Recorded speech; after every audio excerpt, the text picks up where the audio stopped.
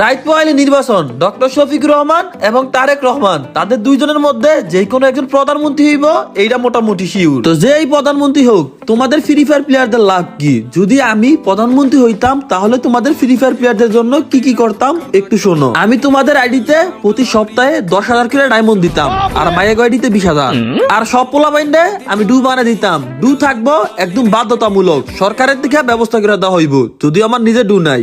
আর বাংলাদেশের সবচেয়ে বড় অপরাধ হইব কিল চুরি। খুনের থেকে বড় অপরাধ কিল চুরি। যদি কেউ কিল চুরি করে তার মৃত্যুদণ্ড ফাঁসি পর্যন্ত হইতে পারে। আর এই নিয়মটা শুধুমাত্র পোলাদের জন্য, কারণ মায়ের এমনি কিল করতে পারে না।